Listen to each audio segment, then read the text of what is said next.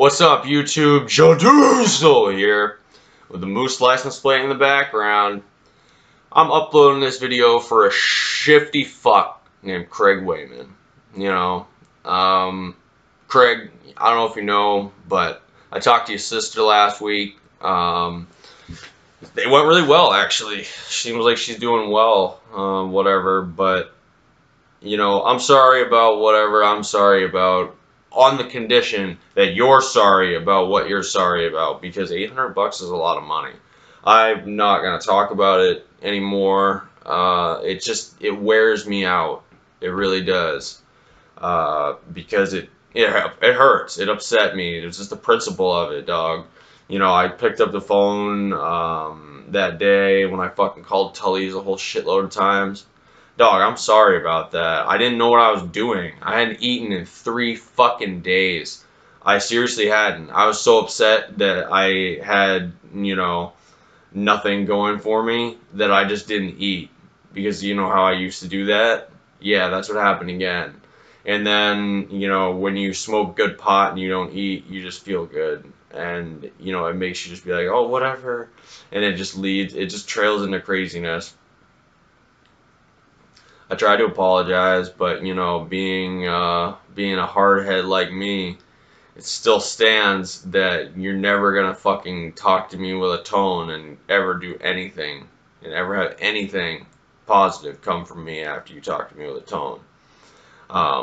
That's a fact, and that will never change. And I'm like, whatever. We went back and forth. I said some horse shit, and I tried my best to wear your ass out, boy, because that was some punk shit to run away on your best friend for $800. But I'm over it.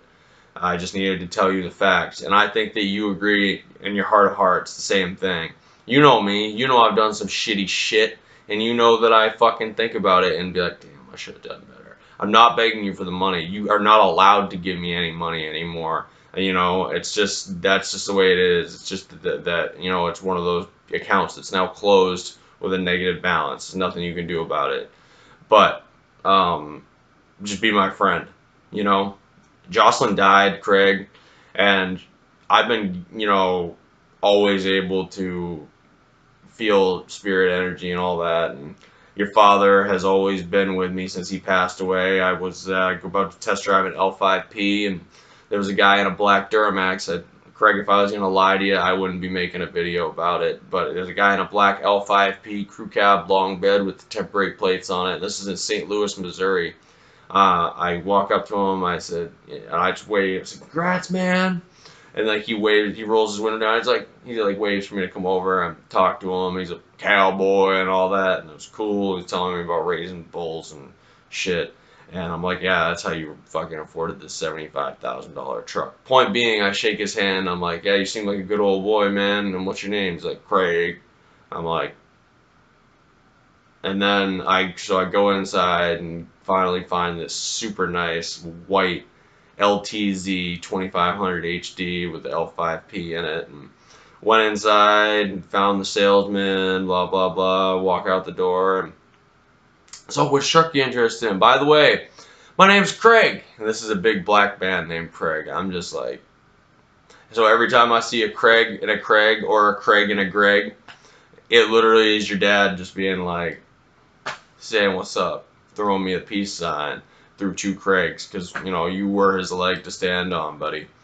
Like I said, I hope that you can take a look at old John Diesel here and wonder what the hell I'm up to, and think about all the good times, because you're like Antler Steve to me, bud. That he's just that person that was able to get me to just do crazy above and beyond shit just out of merit. And regardless of the negativity and the stupid shit, the positive memories that I have of CraiQ Wayman still outweigh the negativity. And I hope that the positive memories that remain of John Thoreau, including putting your air conditioners in, certainly not the bed frame or the Rangeley Times, or definitely not the neon, but any of those memories, I hope still positive too, because I think about him every day. I still tell people. When I worked at Lowe's, I still told our stories in those aisles, just like I always used to.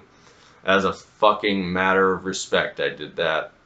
But Craig, you know, you're a good man regardless, and even though I was shitting on you left and right, you still took great care of my dog, apparently. And I used to sit in the same bed and cry because I didn't have her and not know whether she was still alive, and I had to just like assume the worst and just, you know, I thought she was dead. But when I heard Jocelyn died, I was on the bus and I just started crying. Like, the first thing I did actually was I went out and bought this, because remember we always used to argue about the weed leaf. But I went out and bought this just to commemorate Jocelyn. It's nothing special. It was really cheap. It was all I could afford at the time, but I just went out and got it. This is my real one. Not that you were wondering, but this is my real one. No, I hope you're doing well, man. And I saw your truck, and I drove by you, and I flipped you the big one because I always would. But, you know, it's a nice truck, and I wish I had it. But I'm probably gonna join the regular cab long bed gang because construction worker. So yeah, buddy. Well, you know, if you take the time to view this, that's good. I like that. If not, I get it. It's not a big deal. I'm not tripping. I'm not emotional like I used to be. I think that's the one thing you'll enjoy if we become friends again, is that I'm not some fucking whiny little crybaby all the time. I'm a little farther out of touch with my emotions and a little further in touch with a pistol. No, no, I'm a pacifist. I swear to God, pacifist. And there's a reason why people who are pacifists are pacifists. So, all right, dog. If I don't hear from you, have a good day. If I do hear from you, then fucking let's smoke some weed soon.